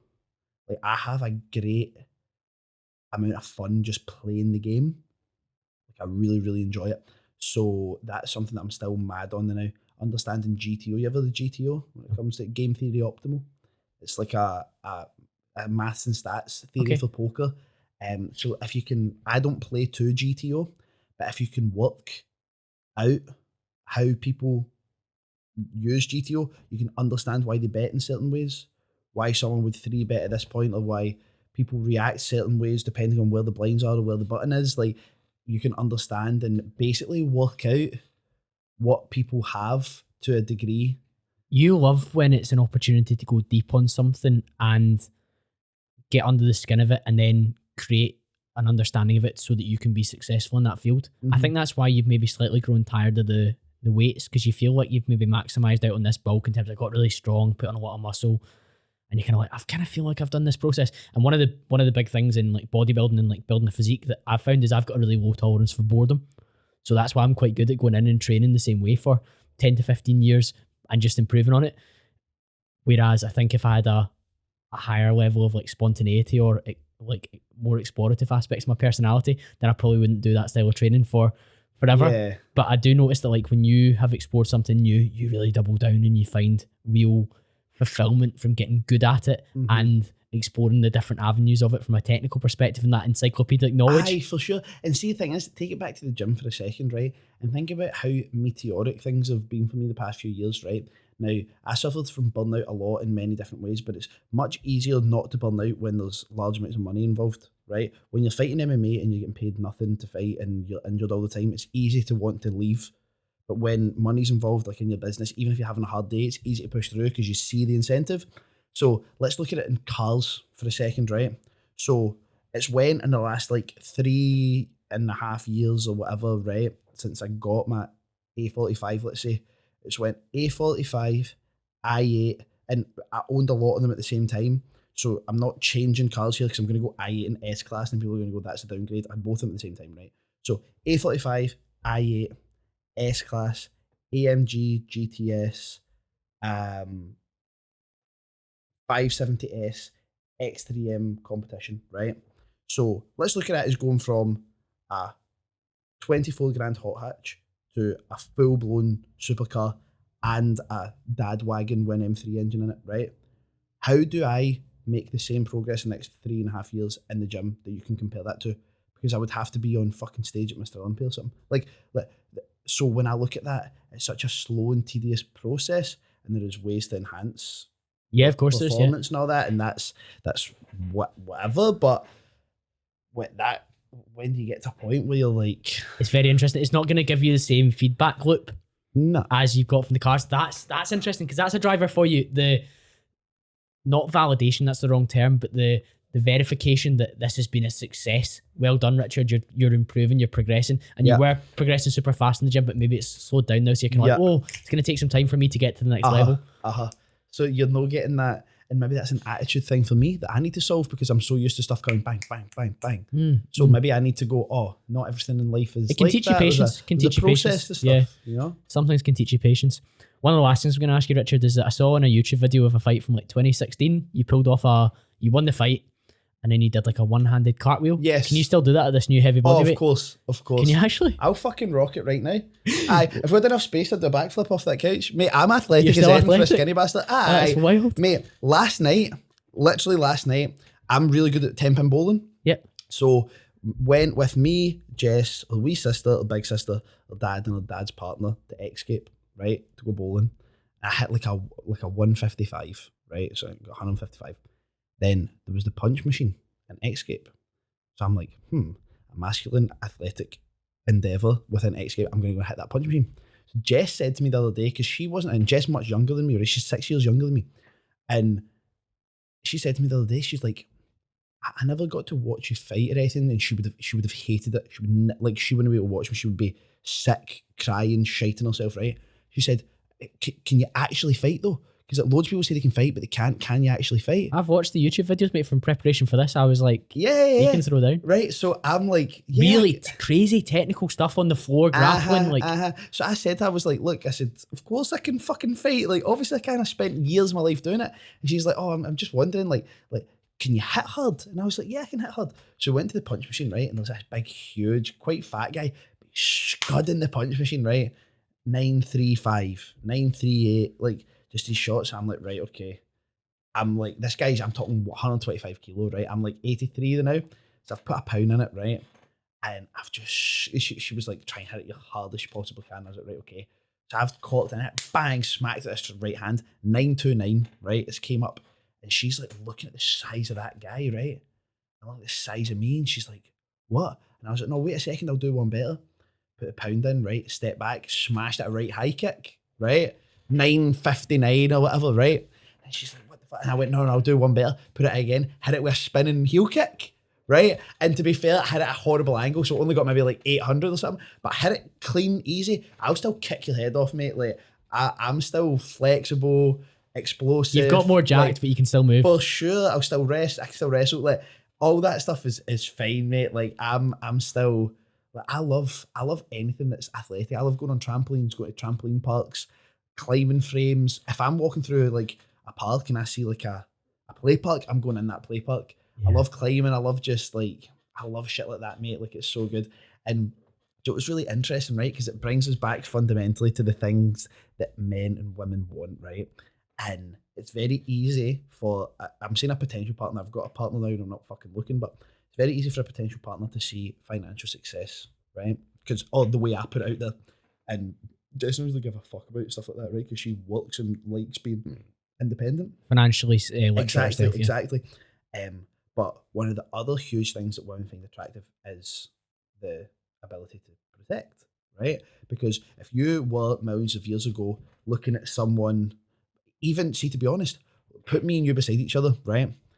The women would probably pick you because you appear physically more capable, right? Now, I'm just saying, I think I'd beat you in a fight, right? I'm just saying that we can establish but that, you would absolutely wreck me at every other athletic, and you're stronger than me. I bet you're 100% going to be faster at sprinting. Like, so they're looking to see, on average, right, who looks like the one that can throw the spear and hit the elk, or who looks like the one that when the guys with the jaggy sticks come to the village is going to get up and cut the fucking in half, right? So, see, when I came off that punch, if she watches this, she's going to hate that I'm saying this, right? See, when I came off that punch machine, attracted, mate. right, I hit it and I came over and she was like, oh my God. I was like, we are fucking tonight. If I got this for social media, are you going to get in trouble? No, but that way, like, I was just throwing these kicks and I could see her, she was looking at me. She was like, I was like, she thinks I'm a fucking sexy combat literate protector male that can look after the family. This is the thing though, right? If I'm in the company of any woman, right? Mum, sister, Jess's wee sister, Jess's big sister, auntie, cousin, I'm with a friend who has a wee girl, whatever, I openly admit, and cunts go, you're pure ripping it. You're like, that's just, like, why do you even think like that? You're talking like it's like a fucking movie or something like that. I am wholly willing for any woman or any one of my male friends, not a random man in the street, but any of my male friends or any woman who's in my company, I'm willing to risk my own life to make sure that they're safe. 100%. That's how you're wired, isn't it? 100%. Yeah. And you wouldn't have to think twice. I wouldn't even have to, it's not something I have to stop and go weigh up the options and all that. That's just how I roll. And I know guys, like guys I used to be mates with, like, I mean being in town once and this girl coming up to like my mate's missus, being like in her face, blah, blah, blah, blah, blah, blah, blah, blah, blah, blah, right? Now it's lashes on lashes. I'd be kind of like, hey, fucking shut up, like fuck off, like just leave it. I would never get physical with women, right? Unless they had a fucking knife and they were going to kill me or something, right? But my mate's like standing, he's like, I wouldn't have said, or my ex-mate, I wouldn't have said he was wrong for letting the lashes argue it out, but it was getting pretty aggressive, right?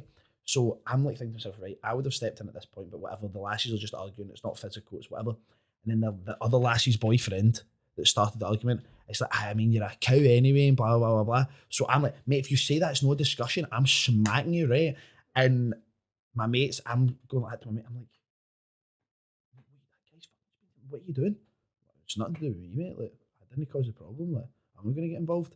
I'm like, what? Like, your value system and your reaction is designed to be a protector in that circumstance. That's how you think. So that's just the way it is for me, mate. Like, there's some things that if you're a guy who isn't physically, if you can't, out of a bunch of different physical traits, if you don't have at least a couple of them, the ability to sprint fast, to lift heavy things, to hit hard, I'm not even meaning have technique, to hit hard, to be aggressive. I don't care if you need to bite somebody's balls in a fight, right? Like, if you don't have a couple of these things, you're useless. You're useless. Like, you should not procreate, go back to your bed, go and raid on World of Warcraft and leave it up to the actual guys of the world. There's some shit that men should just be able to do. If you're a man who can provide and protect, regardless of how that is, whether you're in a third world Thai fishing village and providing is going out on your boat and catching fish, or whether it be going out and bursting your box, mate, say in a couple of years' time,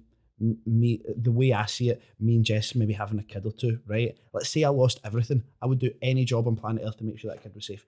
Any job. Yeah. I would go into Sucky Hall Street and suck homeless man's dicks to make sure that Wayne was okay and that she was comfortable. Provided for, I would do anything, right? And there's people in the world just only built like that.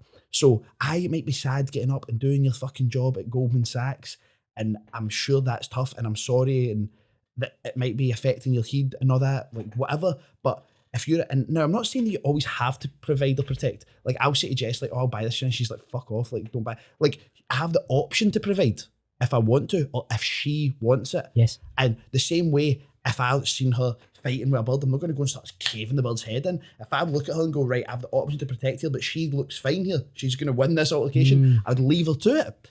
But I know that if I need to do any of those things, I can. I would rather be someone who is able to be dangerous and never have to use it than someone who finds themselves in a dangerous situation who can't actually help. Like, I would actually use the words highly irresponsible of any man who can't protect or provide. You're useless. You should not be on planet Earth. Is this like, where does this influence come from? Have you, like, you've thought about this way for a while, I can tell, but there's sources that are driving you to think about this? My dad, for one, and most of the positive male role models in my life. Everyone I know who is in my life who is very successful has been able to do a sport, often a combat or physical sport at a high level. Let's take one of my friends, Stephen, for example, who owns Primal Strength. Yeah. A lot of your users know that. Right now, Stephen's not like a competitive bodybuilder anymore, but look at the start of his journey, for example. Mr. Junior Great Britain, huge, working the doors from 15 years old. That's a man. When I'm out with Stephen, I know if anything kicks off, he's there. Yeah. Do you get what I mean? He's not a guy like, he's so well spoken, such a nice guy. You'd never get a problem out of him ever.